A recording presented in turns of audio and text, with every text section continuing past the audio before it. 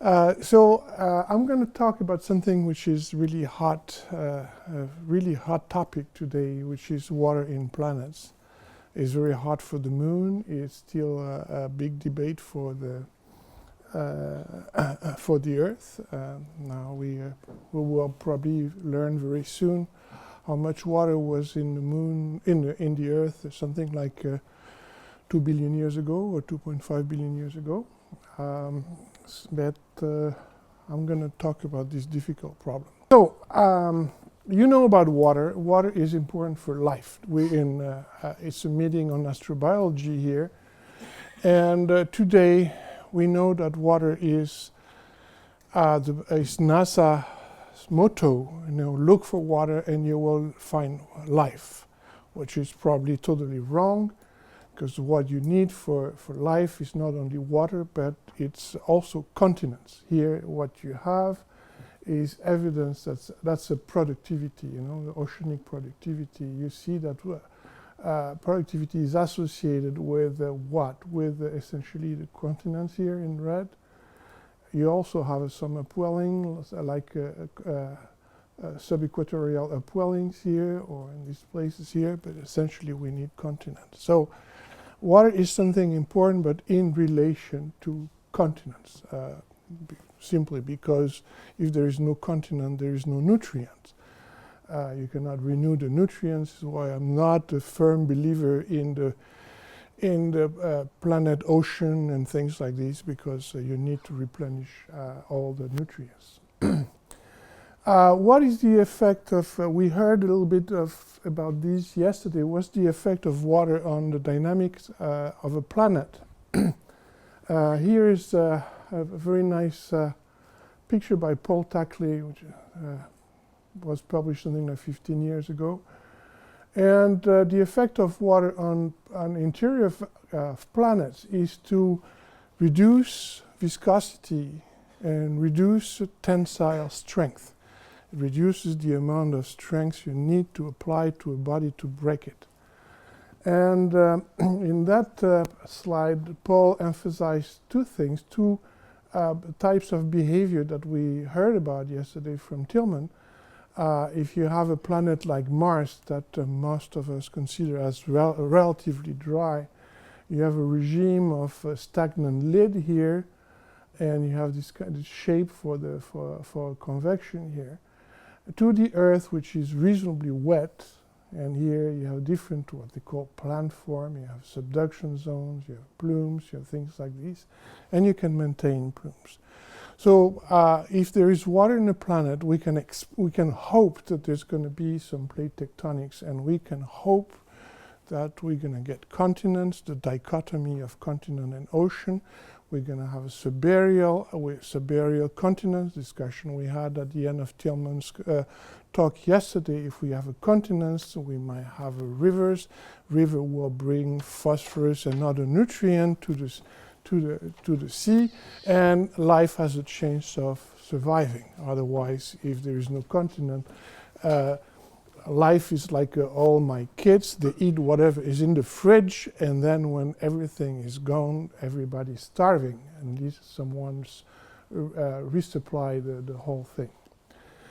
In order to understand the logic of water in planets, we have to go back to something very simple, which is the composition of the solar nebula here. We have to realize, okay, there is plenty. You will hear me talk about water as an element. It's actually hydrogen, which is the most important, okay? But for short, hydrogen doesn't sound very appealing, so I'm going to talk about water as an element. If you look at the composition of the photosphere, this is what you have here. You have a solar photosphere, which is essentially composed of hydrogen here, a little bit of helium, and nothing of the rest. Okay, this is that's the sun. That was the composition of the solar nebula when it formed. It was dominated by hydrogen. Okay, that's something. And the rest, you'll find all the elements that you normally find in chondrites. Chondrites You remove the blue and the red, and then you're going to have a chondrite, carbonaceous chondrite. So, and we're going to talk about a volatility scale. You know, everybody thinks of water as a volatile component, a volatile element. And so we have to define, we're going to come back to this point a number of times, what the volatility scale means. We have it. But essentially, you can use, it is relatively simple to use that kind of concept here that goes back to 50 years ago, or even more. Even more. It actually goes back to Howard Urey one more time. You have this kind of reaction here, magnesium in gas reacting with silicon in the gas. At a high temperature, silicon is in the form of SiO. So just like a carbon is in the form of CO, silicon is in the form of SiO. So you have that kind of reaction between three gas components, magnesium, silicon oxide and water here, reacting to form a solid that you will call forsterite, which is an olivine here, and leaving behind some hydrogen here. So you can write an equilibrium constant for that reaction, and you see that the most important aspect is that hydrogen pressure is a component of essentially every reaction here. So you have this equilibrium component here. You see this P cubed H2, and H2, as you could figure it out from the previous slide, is essentially the total pressure. That's the total pressure because the solar nebula is made essentially of hydrogen. So you can actually define some energetic equivalent of this equilibrium constant and derive some kind of literature from thermodynamic properties here. So we can then we can play that game, taking the solar nebula, assume that it's warm or it's hot. It's hot. Why? We learned it yesterday from Cedric that everything condenses, so we recover some gravitational energy, converted it into kinetic energy, which most people call temperature, so it's hot. And then the material spread in a sense and expands, so it cools down. So there is no secret about this. And there is a condensation of the material. We start out with the gas, and by cooling down, we're going to precipitate, we're going to condense a number of solid phases like forsterite I was just talking about. And if you do that, which has been an exercise many people did in the 70s, this is the temperature, this is the fraction condensed. Okay, here. You go from 0 to 100%, something is missing here, it's going to be the volatile part. But the main feature here is a fraction of condensed of the condensable material. If you remove hydrogen and helium, you calculate how much can be condensed. Hydrogen and helium cannot be condensed except in the outer solar system. So it looks like this. You have this ultra high temperature, ultra refractory material here. This is temperature in Kelvin here. You have this ultra high temperature refractory material, which is plagioclase, clinopyroxene, and totally unsexy phases like hebonite, and you don't want to talk about the melilite, and you don't want to mention that. And you see that it precipitates relatively fast over a small temperature interval here, and then, but not too fast. And then all of a sudden, over 100 or 150 degrees C, all the material forming the planets precipitates extremely quickly. That's something to remember. There is gas, and all of a sudden, you have everything you need to make the mantle and the core of planets over a temperature interval of 100, 150 degrees. So we precipitate 65 or 70% of the material over a temperature interval of roughly 100 degrees. And then everything comes to the grinding halt here. Nothing precipitates for a while. Okay? except a few elements that are of interest for us, like alkali elements. And we have also some sulfide, some what we call chalcophile or sulfide-loving elements like copper. Okay, they precipitate somewhere here. But essentially, this is nothing. Between 1200 degrees, the 1200 K and 700 K, there isn't much action here. There is nothing. And all of a sudden, by 700 degrees, we start having sulfur precipitating. And some other volatile elements like zinc, cadmium, thallium, you name it, okay? And then it comes to here to 75%, 77%. You're going to say, where is water here? Where is hydrogen? Hydrogen is nowhere to be seen. We don't see carbon, we don't see nitrogen. Because they're missing. They're somewhere down by the heater here, by the heating here in the bottom. So it means that the condensation is a very discontinuous process. If the process stops here, chances that you're going to see a material volatile. That's what you remember. If condensation stops at, let's say, a good number for the Earth is 1000 or 1100 K, chances of having water in the Earth is nil, because we are down here. We haven't even thought about condensing water at that point. So, and that happens very fast. This is a very nice diagram. You see, this is essentially the same plot as the previous one, fraction of element condensed versus temperature here. This is the same plot with except it's a log scale. This is 10%, this is 15%, and each element here condenses over a very narrow temperature interval. Very, very narrow, okay? And you have this famous or infamous T50, the temperature at which 50% of the element is condensed, which has been used for 50 years as a measure of the element volatility here. There's a T50, that's 50% of the element. But you can see that condensation goes extremely fast. There are some exceptions here. You essentially, the exceptions are the alkali elements, but not much, and elements like europium, ytterbium, because they have some very specific electronic properties. You can actually, you want to look smart, you apply some statistical mechanics, and you can calculate the, the temperature interval here. You can, with the number of elements remaining, in the number of atoms remaining in the vapor, and you can define a temperature interval here of, on average, condensation temperature interval of 20 to 50 K, with exception of 150 K for alkali elements that have some degenerate electronic states.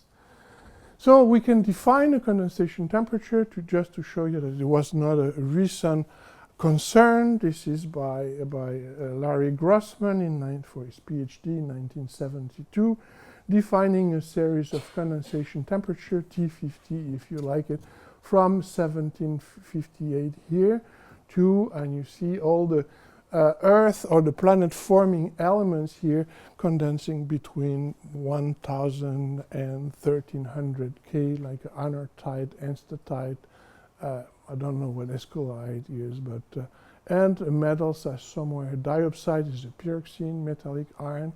You see how it goes. And the most famous attempt of them all is the scale published by Cathy Loaders in 2003. This is a nice periodic table she published in an ABJ paper. Let's do it again. And you see different colors correspond to different geochemical properties.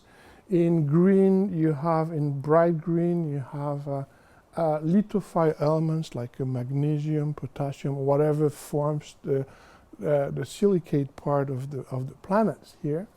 In blue, you have a siderophile or iron-loving elements, like iron, of course, but also nickel, cobalt, and the platinum group element here, ruthenium. We're going to go back to this element, rhodium, palladium, platinum, iridium, osmium. These are platinum group elements. And you have some other elements like germanium, arsenic, or whatever. And you have this temperature scale here, which is in red. So you see that the most lithophile elements are refractory, but some of them are volatile, like zinc, like lead is slightly, it's a different cases here. But you have some volatile elements where they probably zinc, well, these are kind of chalcophile here, and we have that scale here. So what you have to remember, and that's, I will not insist enough on that point, is that condensation temperature is not a vague, smooth, broad, and wimpy scale of temperature. You have a refractory element here. Then you have a first gap here. You have alkali and high temperature chalcophile elements here. Then another very nice gap. And low temperature chalcophile elements, zinc, lead, or whatever. And then you have a big gap here. And sulfur is somewhere around here. And then you have a carbon, nitrogen, hydrogen, water. You have all these elements here. So if condensation stops here, there is no way you're going to see anything in the Earth, for instance. If the Earth stopped or the Moon stopped condensing here, you're not going to see any water. So the idea of having primordial water in a planet that is overall depleted in volatile doesn't make sense, even though this is something which is extremely common in the literature. It makes no sense for that reason here. So, can we treat water in a different way? Yeah, we think that water is something magic, and it's not. It's not. People think, oh, water is life. Water is something I use to take a shower every day. You know, something really magic. I'll cook the food and whatever you want. And until I realized, it was 3 years ago in Iceland here, I made that plot that made a number of people unhappy. You know, there were a number, I'm going to come back to this point, that water had to be treated in a special way because water makes ice. And so you can play ping pong in the solar nebula by moving ice, and then you move rocks, and you move things, and you fractionate essentially water from rocks, and that doesn't fly. Why? Look at this. You plot water here versus zinc in meteorites and in different planetary objects. Why did I divide by calcium? It's just because when something evaporates from a medium, it is volatile. You know, just by mass balance, the amount of refractory material increases. Decrease the amount of volatile, you will increase the proportion of refractory element. So this is normalized to a highly refractory element, which is calcium. And here you have this wonderful correlation here. Don't tell me that water is anything special. It's no more special than zinc. It is special at the surface of the planet. It's special under some condition, but it's not very, very special. The special property of water is to have a low molecular weight. You know that, for instance, crystallization temperature changes with the number of a particular component added to a mixture, for instance. Okay, you take a basalt and you add some potassium, you add water, and the extent to which condensation is, the temperature of condensation is decreased, is proportional to the number of moles, not to the weight. So water has a low molecular weight. In this respect, it's a very efficient way of changing the properties of medium is by adding a component with a low molecular weight. That's the property of water. Same thing for carbon. Don't tell me that carbon is any special. Carbon follows zinc. The zinc is a boring element. Everybody gets excited with zinc now. Okay? And you see that carbon and zinc follow each other. So all these elements are very consistent. Every theory that wants to deal with the water content of planets, of planetary objects or whatever, has to deal with the fact that you cannot dissociate water from other volatiles or less volatile elements. This is a very basic fact here. So now let's look at a very simple way of of understanding the solar nebula. This is the sun. The sun radiates some energy here. Here, this is photons with energy here. The amount of energy, it could be a sphere, but here is a circle, doesn't make much difference. The amount of energy that crossing the red, if there is no opacity, the amount of energy crossing every circle is the same. So the energy density, energy per square meter here, is much smaller here than here. That's something you figure out when you are in your bathroom and you have this heater here. If you get close, you get fried. If you get too fast, you get too cold. Too far, you get too cold. That's exactly the same idea, and that gave rise to the concept of what people call snow line, frost line. You have different ways here. And the sun is here, and we think that inside it's pretty hot. We are right next to the heater called the sun, and in the outskirt of the solar system, in the outer solar system, let's say beyond Jupiter, temperature is low enough that water can condense. Most people would put this snow line just before Jupiter, because of course Jupiter was beyond the snow line. Okay, and so that brings us to let's take a good look at the abundance of elements in the Earth. This is an exercise that some people like to do.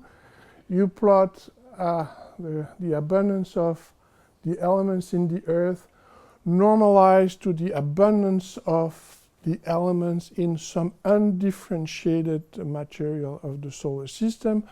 Most of the time we choose a carbonaceous chondrite, the infamous Ci. Ci is Orgueil, it's an I because it's Ivuna, it's a little brother of Orgueil here. And we have normalized to here, and here this condensation temperature, we have refractory elements, and we see that there is a declining concentration with a decline. So the Earth is depleted in all these elements. Does it mean that the Earth went all the way down to here? No, because as I told you before, if the Earth stopped condensing elements somewhere around here, let's say between 1000 and 1200 degrees, there should be no water at all, there should be no sulfur at all. I know that some people love to put a lot of sulfur in Mars. I think it's a total nonsense, because the sulfur is somewhere here, and if Mars stopped condensing here, I don't see why there should be so much sulfur in Mars altogether. So we have this very smooth trend here, okay, indicating that the Earth is fundamentally depleted in volatile elements. So now let's take a look at another problem, a related problem, which is the lunar giant impact. Bill Hartmann's standard theory now that is accepted by nearly everyone. The moon was formed by having an impactor, the size of which is under discussion now, but the standard theory was that the impactor was the size of Mars. Someone liked to have it bigger, some other like to have it smaller. Now there's some discussion. The jury is still out to decide whether it is possible or not, but the idea of the giant impact between two bodies and two similar bodies, which is documented by oxygen isotopes. We'll come back to this in a moment. But let's see what's going on here. Instead of having, during the impact, we form a lot of gas, temperature goes up to several thousand degrees, so a lot of the material is vaporized, melted. But the difference with the previous case, condensation out of the solar nebula, is that we don't have hydrogen. If we have a hydrogen, it's almost nothing. And if we don't have a helium, we don't have any of this, okay? It's mostly iron, silicon, oxygen, and things like this, That's what it is. That's the composition of the lunar nebula when we are right here, and it's going to be very difficult. So the difference is enormous, because now we have a gas, we have the same kind of a disk orbiting the Earth, you know, with a lot of gas there. But this gas is made of SiO, it's made of Mg, it's made of OH, a little bit of OH, not much. It's made of all kinds of things. And you have, remind you, you don't have this term here. The total pressure is not hydrogen anymore. The total pressure is something which is highly reactive. So we're going to try to find out how to deal with this problem by looking at volatile elements in the moon. The way we do that is slightly different from the way I did. It was different from what most people did so far. There were some nice compilation. Remember that Apollo missions brought back something like 400 kilos of rocks. But among these 400 kilos of rocks, there is not a single sample of a material that we could consider as representing the lunar mantle. It's all the crust. It's all superficial materials, all basalts. You have accumulates, but we don't have anything. It's just like on Earth. We have no sample from the mantle. On Earth, we have samples from the mantle, but it's samples from the sublithospheric mantle. We don't have samples from the convective mantle. That's even worse for the moon, so we have to be smart to infer the composition of the moon. So if we take this is a very simple idea going back to Jean-Guy Schilling in 1980 and Al Hoffman in Mainz in 1983, you have this observation that the ratios of some elements doesn't change with the amount of one element or the other. Here is cesium, rubidium versus cesium. What does it take? Cesium is what you call an incompatible element. This is an element that nobody wants. You don't want cesium. Nobody does, okay? And cesium is rejected by most silicates, but most crystallized silicates. It's called an incompatible element. It's incompatible with the structure of the minerals. So when there is melting in the mantle, all the cesium goes into the melt. When there is crystallization of a melt, all the cesium remains in the residual melt. So this axis here is telling you, well, something is going on with magmatic activity, either crystallization or melting here. And you see that cesium-rubidium doesn't change. So what it's telling you is that the magmatic processes don't change the cesium-rubidium ratio in the melt. So it means that this cesium-rubidium ratio is the ratio of the mantle source. Produce a basalt, and the basalt comes with the cesium-rubidium ratio because it doesn't change during melting. It comes with the cesium-rubidium ratio of the mantle, and it stays the same. Comes for whatever reason, so it doesn't change at all here. So we have this couple here. This let's call them magic ratios, okay? And there's a number of them. And they are extremely interesting when we have pairs associating a volatile element and refractory element, like a potassium uranium, rubidium barium, cesium rubidium, zinc iron, and H2. Zinc is a bit more compatible. Or water cerium. I'm going to develop this quickly here. So we have different pairs of elements with that kind of properties, insensitive to magmatic activity. You have incompatible elements. In blue, you have volatile elements. In red, refractory elements. Rubidium, barium, potassium, uranium, lead, cerium, here, volatile, refractory. You have the same kind of ratios for compatible elements, zinc, iron, germanium, silicon, although germanium goes into metals. It's a siderophile element. And another one, we really love this one, water over cerium. That doesn't change with the magmatic process. Now this is the work we did on the moon, and we plotted rubidium, barium. I I compiled the high-quality data by this great man, Paul Gast, who died at the age of 43, leading the Apollo program. Some people forgot about this guy. And you have this high-quality data here, rubidium, barium versus barium here. This is one case. You see our meteorite should be very high, but the Earth is somewhere here. Okay, rubidium, barium doesn't change during magmatic processes on Earth. This is georock, this is mid-ocean ridge basalts plus ocean floor basalts, well, ocean island basalts. This ratio is more or less constant here. And you see that the moon is depleted. Well, you might have some difference between high titanium basalt and low titanium basalt because the moon is probably heterogeneous the way we'll see it.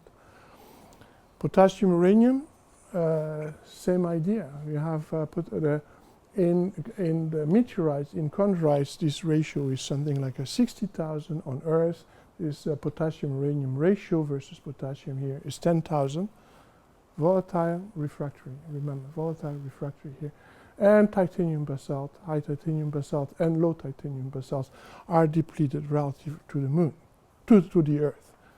Same with zinc and iron. This is something I did with Cintilli and Emmanuel Albala, and you see that zinc is actually very depleted in the moon relative to the Earth. These are terrestrial basalts here. They're right here, zinc iron versus iron, or you could plot it against zinc, because if the ratio is constant, it doesn't really matter.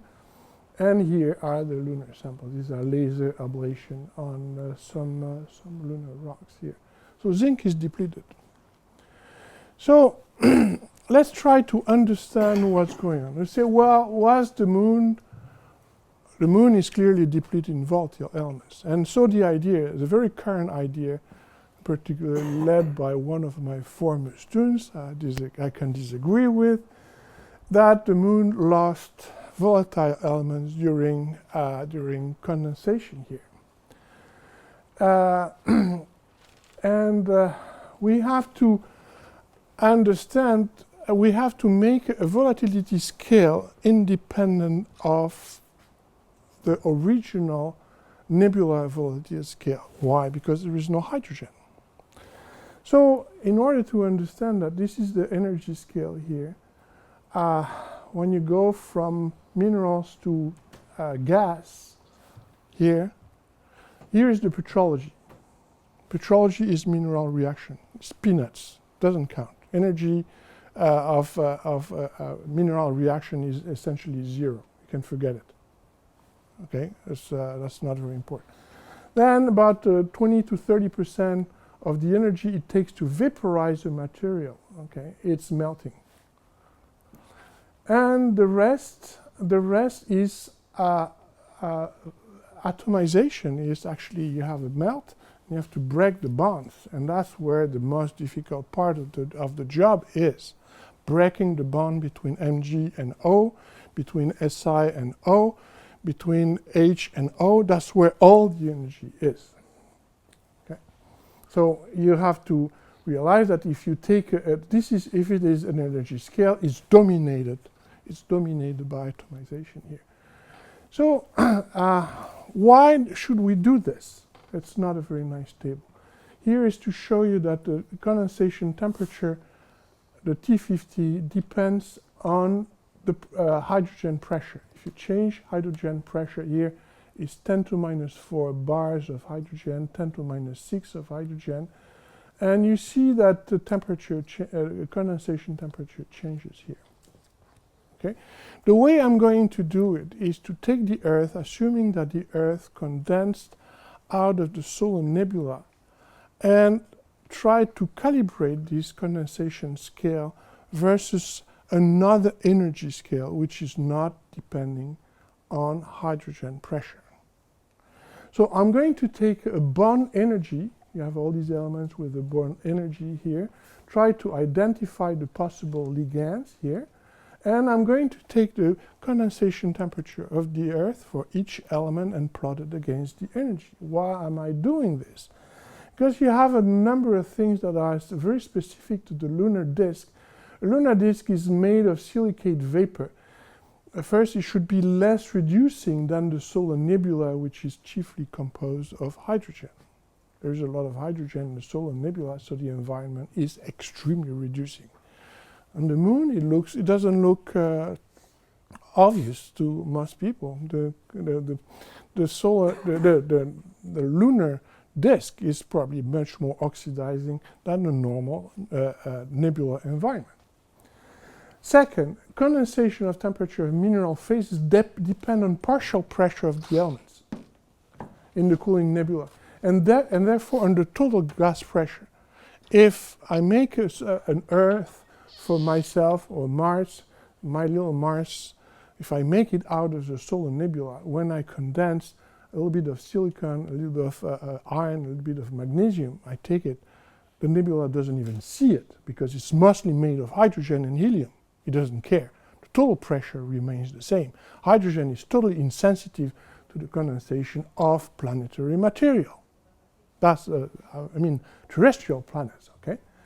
And the third point is the total pressure decreases when the moon forms with condensation, because it's made of silicon, of magnesium, of oxygen. So you start making moon, the lunar mantle and the lunar core, assuming that there is a lunar core, I don't really know. But by precipitating silicon, magnesium, I decrease the total pressure, which is not the case for the solar nebula. So the logic is entirely different. People still applying condensation temperature. I see that every day, people applying condensation temperatures derived from the solar nebula to the moon formation is a total nonsense, of course, in this case. And if I plot, I check my scale. This is Bond energy, the one I gave you, versus this is for the Earth.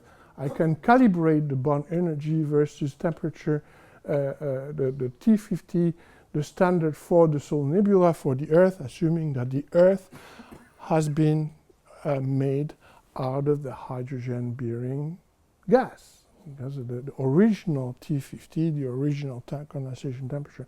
And as you see, it's not too bad, okay? This is a good correlation temperature. So essentially, the condensation temperature is an energy scale.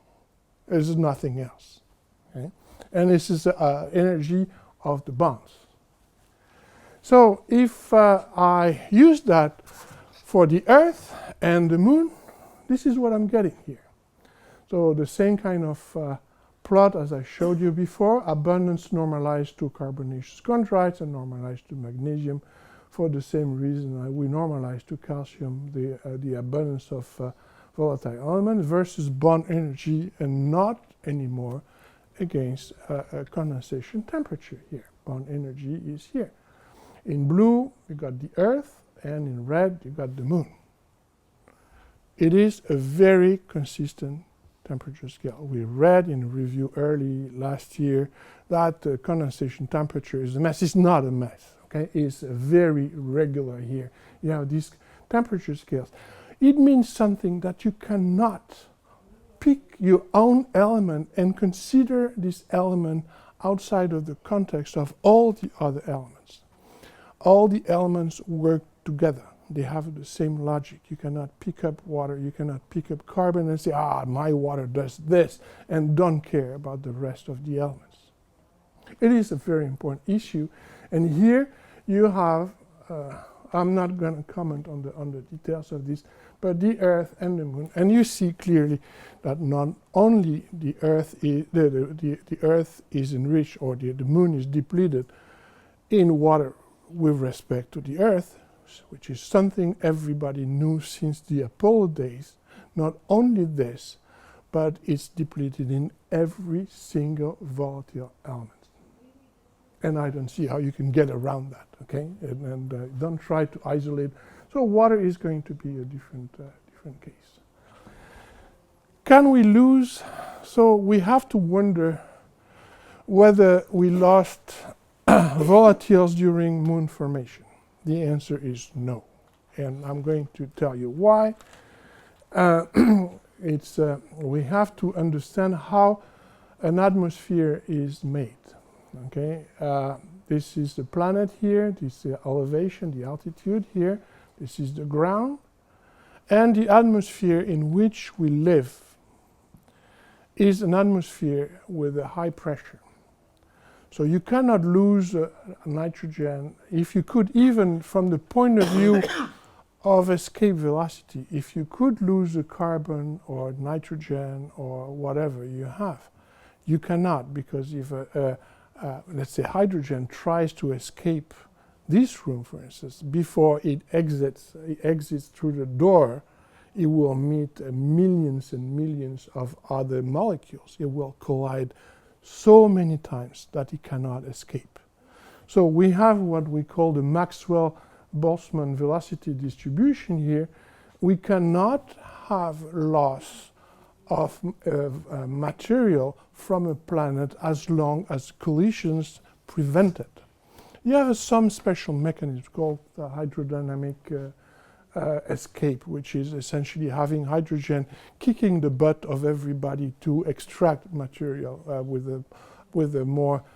a heavy molar weight. But that doesn't I don't think that many people believe in that anymore. But if hydrogen is, but essentially you don't lose, and at some point the number of collision here is so small, is very small, and then one atom of hydrogen has a chance of escaping the atmosphere before it meets another guy. Okay, there is no collision anymore. This elevation scale is called the exobase. Okay, here you can calculate in different ways. And above this, it's non-thermalized. There is no Maxwell distribution. We don't have exchange of different degrees of freedom, and we can lose material. But of course, we can lose material from here, but there is nothing in there because the pressure is so low that there is no. So essentially what we have expansion here. This is what I drew, just so you understand. You have the core of the atmosphere, which is collisional, which is Maxwell type. And when there is expansion here, there is cooling, because we change the thermal energy into momentum, pure momentum, which actually we conserved with a change in enthalpy here, which is the most important here, and you can have some material. Okay, so the controlling factor here is the height of the exobase here. How do you calculate the height of the exobase for the lunar disk? It's something which is done in a number of textbooks. You calculate. You have let's say you consider a molecule which is an atom which is located somewhere here. This is the Earth. So the gravity is somewhere here. Okay, shut up. Here. We have the gravity going this way. There is a component which is vertical relative to the equatorial plane. So there is some gravity here. We have to calculate this gravity factor.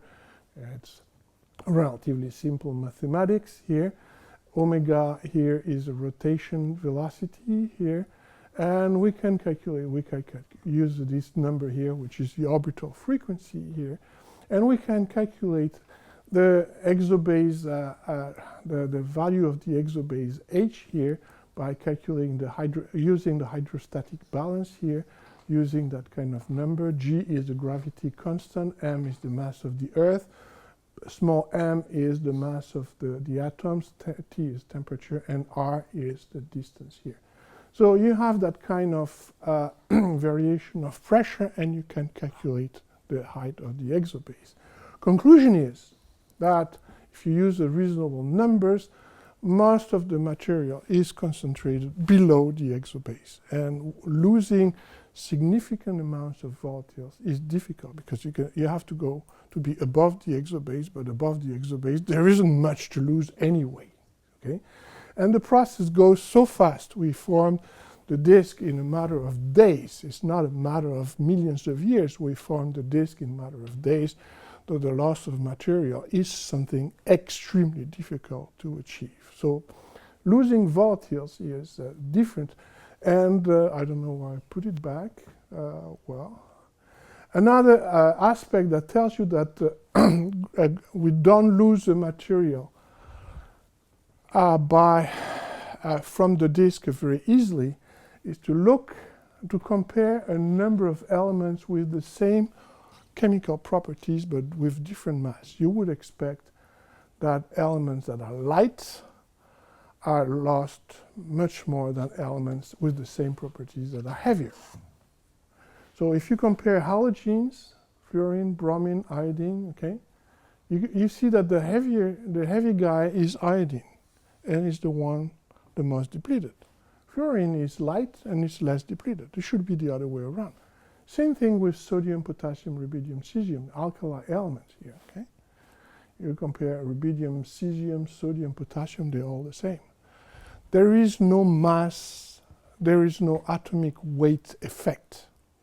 So chances that it is the depletion is an effect of a loss from the lunar disk is extremely small.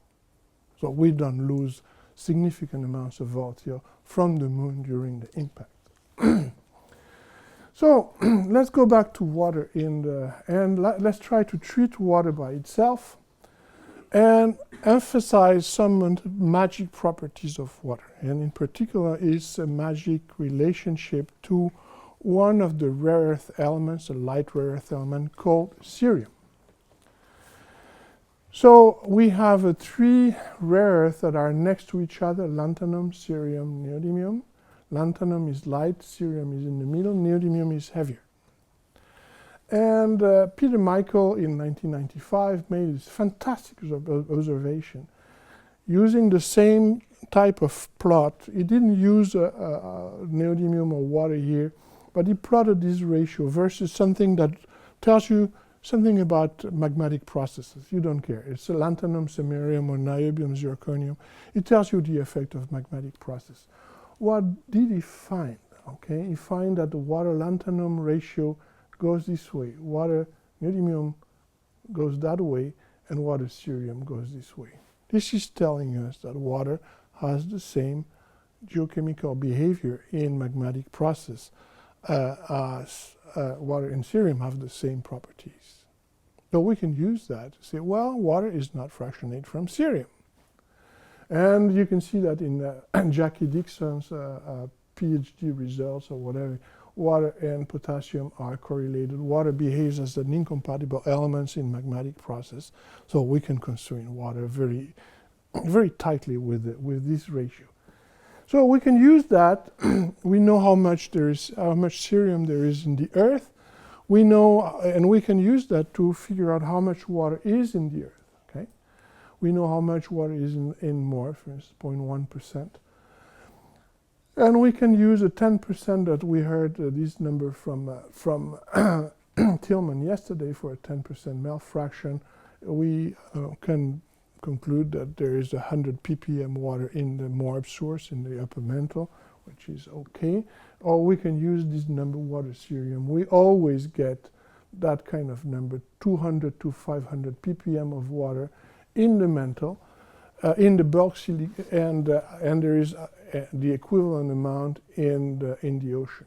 So essentially, people like to say there is one ocean inside, one ocean outside. This is our best estimate. Be careful, we have absolutely no idea about how much water is in the deep mantle. There may be 10 times as much water in the deep mantle, and we will never know. Because it's soluble, we can put it, we don't know whether it's there or not. It's the same for carbon. We have no clue of how much carbon and water is in the deep mantle. We know reasonably what's going on in the upper mantle, but we don't know. Okay, so yeah, that's the table showing water and cerium ratio here in Morbs, in mid-ocean basals. In you see these ratios, 200 is something we can use. So if you go back to the water cerium ratio and summarize what you have, in chondrite the water cerium ratio is 300,000. Bulk silicate earth is something like a 2 or 300. Okay, and moon extrapolated from the trend I gave you is 0.3. It's pretty low. It's very dry. Okay, there are some samples, and we're going to go back to this with with a much higher value for the moon. There's some pyroclastic material I'm going to talk about. They are actually some fire fountains. The way you can calculate the water in the moon is relatively simple. This is a daisy chain calculation that people like very much. Water in the moon is equal to water divided by cerium, cerium to magnesium, two refractory elements times magnesium in the moon.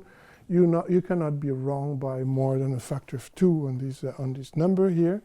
And so you cannot be wrong by more than a factor of 2 on water in the moon.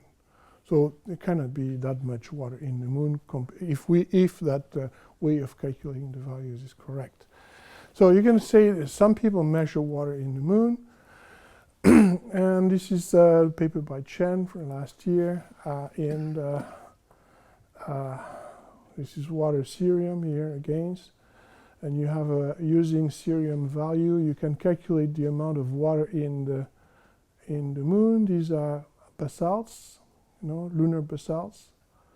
And of course, and these are the pyroclastic glasses that Eric Harry from DTM and Alberta Sal from Brown measured over the last few years. And the problem is that they like to retain that value. Say, oh, the whole thing here is outgassed. We lost water from these samples. They like to keep this one here, but actually there are plenty of values that are very low, showing that we cannot make a decision for how much. But essentially retaining that there is something like 1 ppm water in the moon instead of hundreds of ppm in the Earth is something which is relatively reasonable, okay? And it's telling you that in some other places there is some water, like the source of these particular orange glasses, okay? You can have wet places which are interpreted as being places where there is still. So where does that water come from? And I'm going to tie it in the theory of late veneer. Late veneer, which some people like to call late accretion, is the idea that, as was explained yesterday by by Tillman, planets, giant planets move and wreak havoc in the distribution of asteroids and planets in the outer solar system. So we have some redistribution of the material. And the way we have some material delivered to the Earth, we can calculate in a very simple way. We have some elements called platinum group elements. Whenever these elements see a speck of metal, of iron or nickel, they all go into here, okay? Geochemists would say the partition coefficient for between metal and silicate is in the range of 10 to the 5, so 10 to the 6. So whenever there is a trace of metal, all the PGEs, the platinum group elements, go into the metal. And there is nothing left in the silicates. That's the idea number one. Idea number two, PGEs are nevertheless present in the lunar mantle, in the terrestrial mantle. So if they're still present, assuming that the Earth has a core, which is a reasonable assumption, it means that these PGEs have been delivered after core formation. They came afterward. They've been delivered by something else. After core formed probably around 30 million years after the solar system formed. So we have these PGEs present in terrestrial and lunar mantle. They must have been added after core segregation. If we take the face value, the amount of PGEs, and assume that is the delivery of undifferentiated chondritic material, which is reasonable, it amounts to 0.4% of late veneer addition.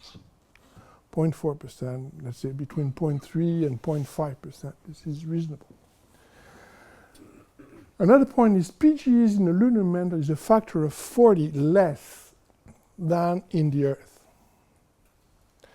And that's something we don't understand, because the Earth is larger, so if there is material being delivered, of course you would expect that the Earth the Earth collects more because it has a larger radius, but is divided by the volume. So the cross-section for an object is pi r squared, but you have to divide it by something which is pi r cubed for the volume. So the Earth should have less laid veneer in terms of relative contribution than the Moon. It's exactly the opposite we're seeing. Okay? There is a larger cross-section, but it's diluted in more material. So the idea is that this laid veneer explains a lot of things, and including water. And this is my suggestion, that the laid veneer of carbonaceous chondrites may account for most of water present in the Earth. We can do that by using this kind of ratio. Metal enrichment, it should leave the terrestrial mean. Yes, the water. Okay, that's the same thing. Okay. So we have this. What kind of water can it be? Okay, now we're going to use another type of argument. It's a deuterium-hydrogen ratio. Some people consider deuterium-hydrogen ratio as a magic ratio, and it's not. It is a relatively simple process. It's a thermometer. Okay, the DH ratio, if you calculate a gas like the solar nebula that was in the beginning, we go back in time. Okay, you have hydrogen, you have water everywhere, and the DH ratio here, DH in water divided by DH in H2. This is Jupiter, Saturn, Uranus, and Neptune here. Okay, if you take this is the fractionation factor between deuterium and hydrogen as a function of the distance to the sun here. Okay, you see that essentially the DH ratio is a thermometer. If you have a high DH ratio, means the material comes from outside of the solar system, and the DH ratio is small, comes from the inner part of the solar system. This is what it is. And we can see this with, this is the protosolar nebula. Jupiter collects without fractionating anything. Okay, Jupiter, Saturn here. They collect all the hydrogen, so there is no fractionated deuterium here. Here's the protosolar, and we have the sun here. The sun value is somewhere here, the DH ratio. The Earth is here, and we have the comets right here. This is why people didn't want to have a comets to bring water to. That was the original idea by Tobias Owen in 1995 to have water delivered to the Earth by comets. You would be swimming in cometary water, which is quite romantic, but it actually doesn't work in terms of DH ratio. Until we found this Jupiter type class of comets here, that's a little old. There is some more data. But essentially, we can see that chondrites and Jupiter type comets actually fit the DH ratio of the Earth. So we're going to admit that what accounts for water in the Earth and probably the Moon and the places is delivery from the outer solar system of objects coming from around Jupiter, places like this. No comets, but no primordial water. And this is something. Blue is wet and red is dry. This is Sean Raymond's famous movie. And you see that everything, we have a radial mixing, which, as I told Tillman yesterday, is a problem for the origin of material. But you see that there is some mixing, some radial mixing of the here. This is Jupiter here, and on the right here, you can see that something is going on. Okay, it's eccentricity, but you've seen this plot yesterday versus distance to the sun. Okay, and you see that asteroids are excited by Jupiter, and they collide with the inner part of the solar system, and you can end up with a fairly decent solar system, except for Mars, which is a discussion we had yesterday. Okay, you've seen enough of it. Let's try to understand the origin of this material. Very quickly, let me remind you some very basic principle. So we have isotopic composition. Delta is the deviation in per mil in general of the value of a sample with respect to a reference. The reference is seawater. The abundance of 016 is seawater here, and is the deviation here. So you have two pairs of isotopes, 18O, 16O, and 17O, 16O. And for normal process, for normal geochemical process, this variation here should be twice that variation here. Okay, and this is what we call mass-dependent fractionation. And all the samples, that's called TFL, is terrestrial fractionation line, all the terrestrial samples and all the lunar samples plot on that line here, delta O18, delta O16, the slope is 0.5, and which is probably the major argument for the lunar giant impact. Okay, we have these things for the terrestrial, but not everything is plotting on this. You also have a mass-independent fractionation. You have a difference that cannot be accounted for by normal physical, chemical processes, evaporation, crystallization, sedimentation, tectonics, or whatever. You cannot move points outside of the TFL line here, the blue line. You need something else. Samples must be different from the different origin. The sun is something like a 50 per mil below the line. There is an excess. Okay, if you you can also see this cap delta O17 here, which is that value, which is a measure of the O16 deficit with respect to the Earth. And we can see that the sun has a 5% excess of oxygen 16 with respect to the rest of the solar system. We have a different material. We have a chondrites here, we have a Mars here, we have a eucrites here. So the solar system is not homogeneous. It comes from different material.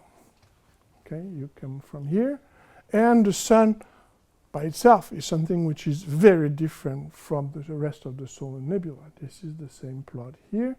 And if I plot mass-independent fractionation versus mass-dependent fractionation, I can see that I must account for the solar nebula as a complex mixture of components that have nothing to do with each other. Well, for 15 years, people tried to explain this difference in oxygen isotope by a funny process called self-shielding. Self-shielding, when the solar nebula formed, CO, okay, it was the dominant species of carbon. Just the same way as SiO is the dominant species of silicon, CO is the dominant species of carbon. And astronomers had pointed out a number of years ago that the absorption of UVs by CO is different depending on whether carbon is carbon-12 or is carbon-13. So the situation here is this one here. That's what you call self-shielding of solar UV by nebular CO, and that's a very popular until a few years ago, still is among some people. But oxygen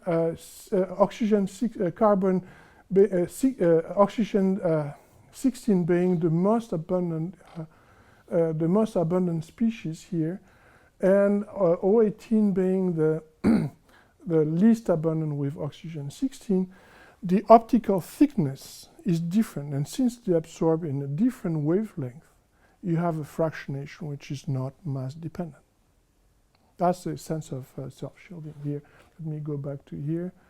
So you see that the absorption here is 16O, 18O, different here, 12 and 13 are different. You have different lines for absorption here, depending on which species you're focusing on. Okay, and that was I would say the standard interpretation until for the year 2000. Okay, and people were fighting in meetings, and it would be. But now we have something else. We have this correlation of O16 excess, which is the cap delta O17, with Chrome-54.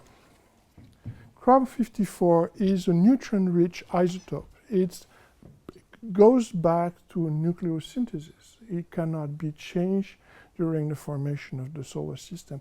It's inherited from the pre-solar history of the solar nebula. So it's clear that this excess of this neutron-rich form of Chrome-54, at least for carbonaceous chondrites, is related to cap delta O17. We have a number of examples. Titanium-50 is the same. Calcium-48, all these neutron-rich attest, if it was needed, that oxygen isotope variability is due to a pre-solar heterogeneity. So we don't have one nebula, we have a nebula A. Okay, and that's extremely important.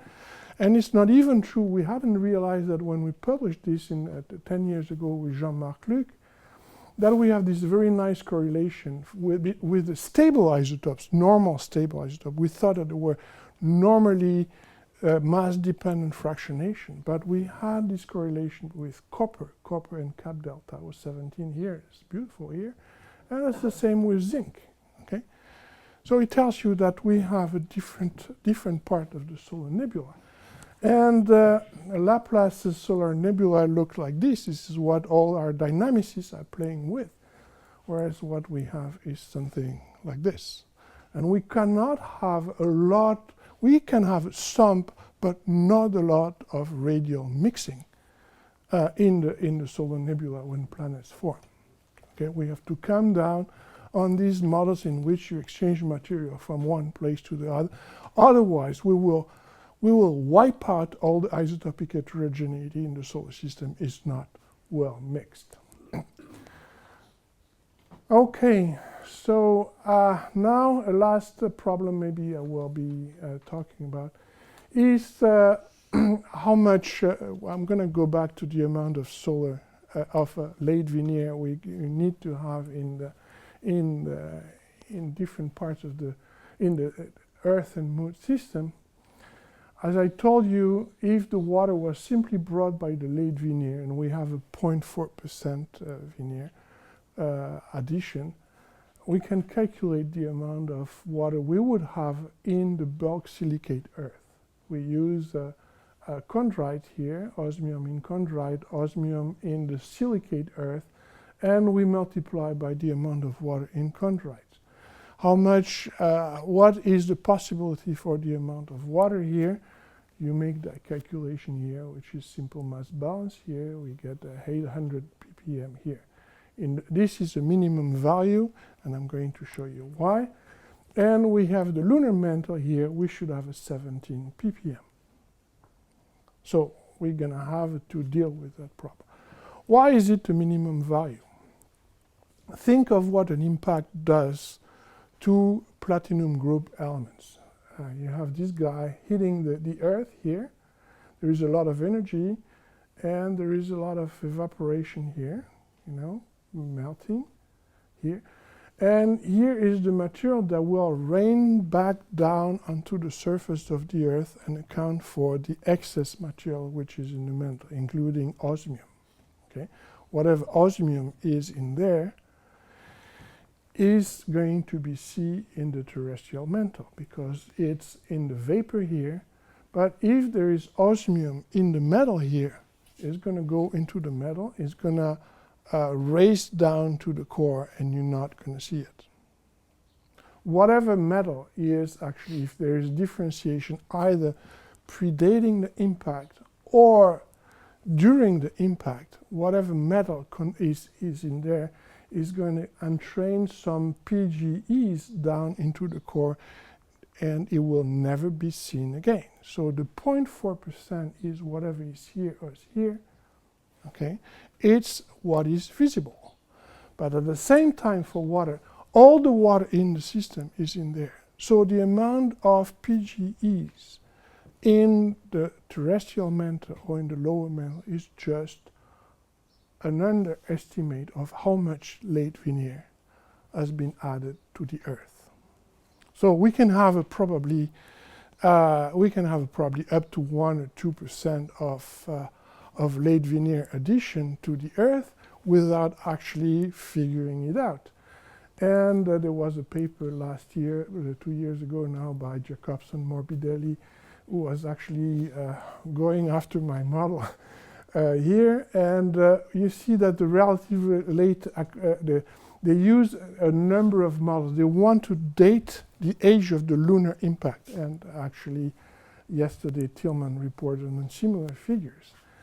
And the data, as usual, the way they did it to date the lunar impact was to run a number of models. They have two types of models. They have Earth-like planets from classical simulation and the Grand TAC here.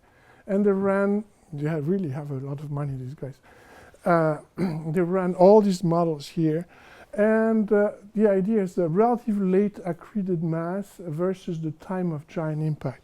The idea is the later the lunar giant impact, the smaller the amount of late veneer is left to accrete to the planet.